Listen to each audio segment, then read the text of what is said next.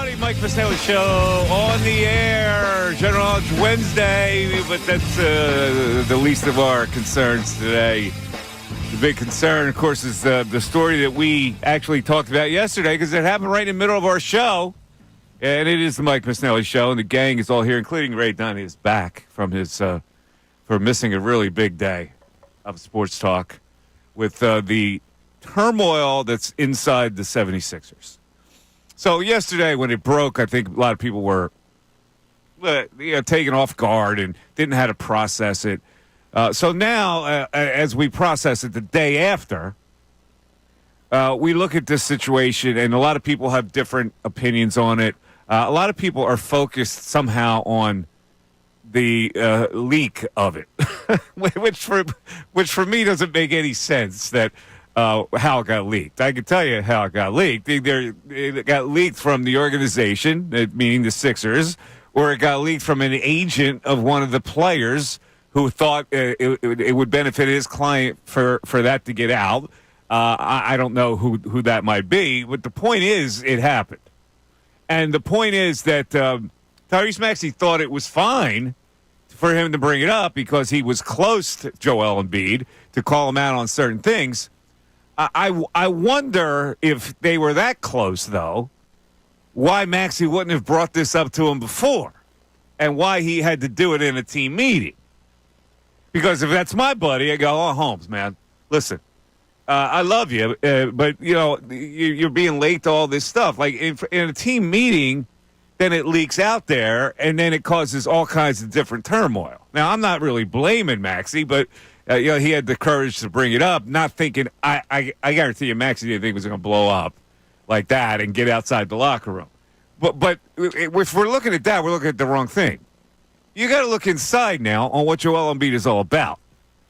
And I know a lot of people have been permissive of him because he's been such a dominant player, and we're under the perception that we got to have him if we're going to think about winning a championship. And there's nothing else you could do about it, which is right. But this is what bothers me about this whole season coming in. He himself did not set the right tone by playing along with this notion that he didn't have to be ready to start the season. And if you're a teammate of the guy, you got to go, okay, I know he's the star player, but I still don't feel good about that because we're really not ready to play. We're not ready to buckle down. We're not ready to be a serious challenger for anything if that's the attitude that the star player is going to bring into the season. And that's what bugged me about the whole thing at the start. It was the tone that it set. And so now, a couple of things can happen. One is, he can look in the mirror. Now, he's done this before, so I don't know even if that would be a permanent solution. He's been called out for other stuff before. He's vowed to buckle down. He says the right things, and for a while he buckles down, and then it goes back to the same thing. So, I mean, he could look himself in the mirror and say, you know what, now I really got serious. The other part is maybe doesn't have the enthusiasm anymore to do that. Maybe we've seen the best of Joel Embiid as a competitive player. And maybe his heart doesn't beat as hard as it did earlier in his career. So I throw that to you, Bill. All that stuff, you can wade through it. I know it was it's like a wheat field. You got to get through it to find the kernel of what I'm really talking about. But where's your kernel? Well, like you said, this news broke while we were on the air yesterday, so we were live reacting to it. So when the show ended and I went home and I got to read more things about it and think about it, I kept coming back to the question, why? Why does Joel Embiid recruit Paul George in the offseason and then shows up to camp out of shape? And if it was because of the knee, then why play in the Olympics if you're not 100% healthy? Why does Joel Embiid say that personal awards don't matter this season? All NBA teams don't matter this season because all he wants is team success and then shows up late to everything. So I keep asking myself, why? Why is Joel acting this way? And it just doesn't make sense to me. I'm confused by it. Because if he truly wanted to win championships, which is what he told us this offseason by recruiting Paul George, by literally saying personal awards don't matter, then why start the season this way? Why come to camp out of shape? Why show up late to everything and have this laissez-faire attitude like it just doesn't matter? It doesn't make sense to me that a leader, an MVP candidate of a team that's supposed to be an Eastern Conference contender would act this way. So why, Mike? I'm really asking why. Why is he acting this way? You want to hear the most dangerous thing that I can say? Why? Is it possible his desire has waned? See, that's what his actions would tell us. Is that a very real possibility, that his desire for this whole thing now has waned? He's got the bag. He's got his family. Ball, But then why go out there and recruit Paul George? Well, why wouldn't you? I mean, it's a pretty obvious thing to do, isn't it? Yeah, but it's you not go like out you had to go through trials and tribulations in your head. You're saying the right thing by saying you recruit Paul George. I guess so. Best thing you could. It's the best possible thing you could do. There was no other better solution. So he's safe completely when he says, "I recruit Paul George." But then why? And I see someone on YouTube saying it as well. He said he lost 20 pounds. Now, if that's in fact true, why go through the... Did he look like he lost 20? Can we cut to the chase on this? Did he look like he lost 20 pounds to you? He lumbers up and down the court. Does that look like a guy who lost 20 pounds? Yeah, I don't know, man. I am so frustrated. And I am at the point where you just want to throw in the towel. It's how much more can we take as Sixers fans? I mean, guys like Ray and his age have never seen them get out of the second round. I've only seen it once, basically, since I can remember, going back to 2001, and it just seems to be drama,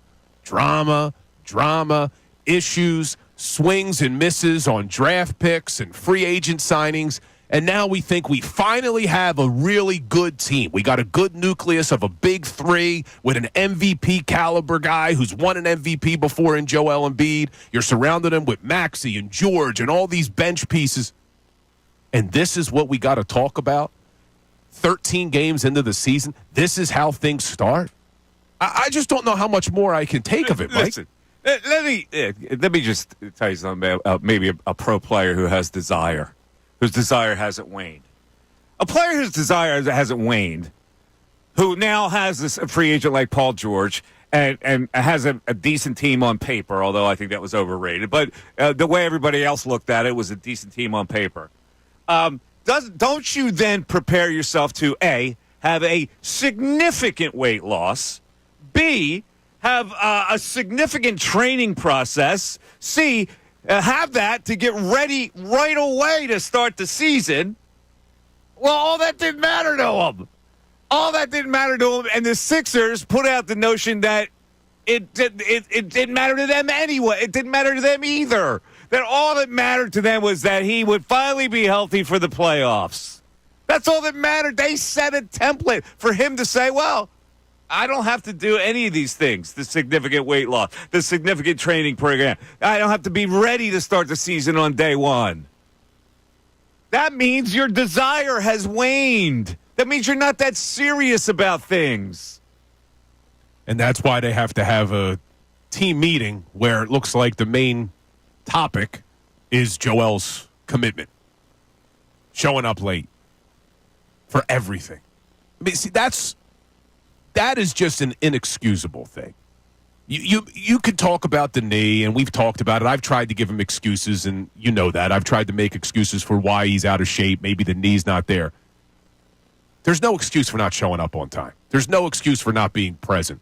There's no excuse for not showing leadership by example. It's part of the whole equation of his desire waning. If your desire hasn't waned, you don't do stuff like that. But why would his desire wane? He's got the bag. Well, he's got everything he's ever wanted. Well, he goes to Paris this summer, and that's because he wanted to win a gold medal. Right? It wasn't about money, but I guess that was more of a personal accomplishment to go and hang out in Paris. I'm just having a hard time wrapping my head around it because you've played sports, Mike. I've played sports. Ray's played sports. Obviously never at that level. But I feel like every professional athlete, to get to that point, you have a competitive nature. You have that competitive drive in you that you want to win. At the end of the day, yes, you get paid a lot of money, but the ultimate thing that drives you should be winning. That's the whole point of sports. So if Joel Embiid doesn't have the drive to win, then what is he doing? I mean, do you really think that he's given up his desire to win? Listen, he's 30 years old now, right? He's totally bought into the hype that he's the most skilled big man ever, and this and that, and so he doesn't have to work to get to that level anymore. So the level is, yeah, I'm still the great big man. And so at that point, your desire to improve or to continue to lead or to continue to win something wanes a little bit. Wouldn't he want to prove the critics wrong? And look, I mean, there's so many people here who have been very critical of Joel because of the lack of playoff success. Let me ask you this. In his mind, is what the critics say more important, or what everybody else has said about him being the most skilled big man of all time? That's the ego feeder. Yeah. 610-632-0975. It's General Knowledge Wednesday. We have a double prize today. Oh, my God. And we're going to tell you about it after this. Matvey Michkov. Back into the corner to me.